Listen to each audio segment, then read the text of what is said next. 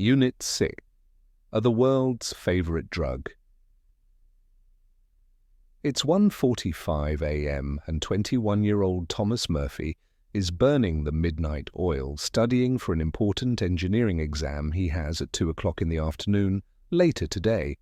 To stay awake and alert, he's had 2 cups of coffee in the last 3 hours and is now downing a popular energy drink, one that has 2 to 3 times the amount of caffeine as a similar-sized can of soda. Many students like Murphy, as well as marathon runners, airline pilots, and long-distance travelers, owe their energy to one of humankind's oldest stimulants, caffeine.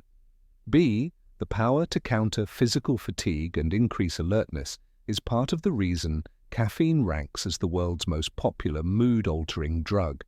It is found not only in sodas, energy drinks, coffee and tea, but in diet pills, pain relievers like aspirin, and chocolate bars.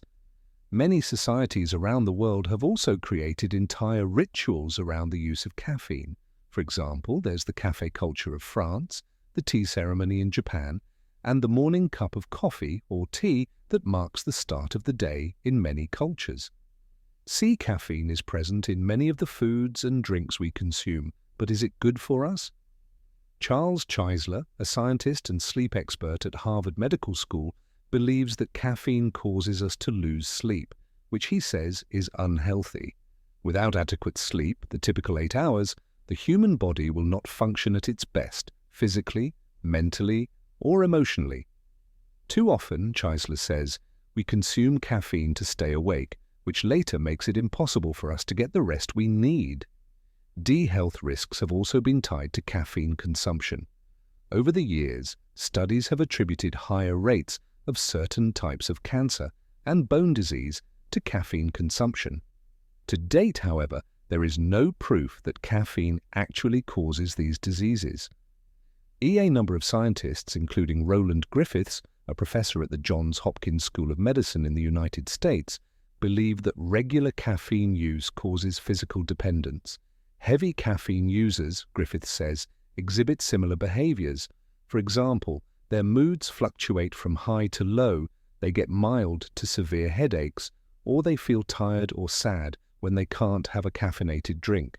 To minimize or stop these feelings, users must consume caffeine, a behavior Griffiths says is characteristic of drug addiction. F. Despite these concerns, the general opinion in the scientific community is that 6 caffeine is not dangerous when consumed in moderation. This means having 1 or 2 small cups of coffee, about 300 milligrams of caffeine per day, for example. Furthermore, a lot of current research contradicts long-held negative beliefs about caffeine and suggests that it may, in fact, have health benefits. For instance, studies have shown that caffeine can help ease muscle pain. Because it is a stimulant, caffeine can also help improve one's mood. Research has also shown that some caffeinated drinks, specifically certain teas, have disease-fighting chemicals that can help the body fight a number of illnesses, including certain types of cancer. G, in addition, as a type of mental stimulant, caffeine increases alertness, memory, and reaction speed. Because it fights fatigue, it facilitates performance on tasks like driving, flying, and solving simple math problems. And while it is true that caffeine can increase blood pressure, the effect is usually temporary and therefore not likely to cause heart trouble. This is especially true if caffeine is consumed in moderation. Moreover, despite its nearly universal use, caffeine has rarely been abused. With caffeine, overuse tends to stop itself, says Jack Bergman, a specialist at Harvard Medical School.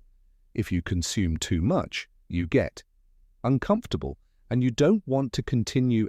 Caffeine's behavioral effects are real, but most often mild.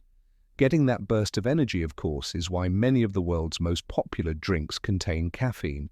Whether it's a student drinking coffee before class or a business person enjoying tea with lunch, humankind's favorite stimulant is at work every day, all over the world.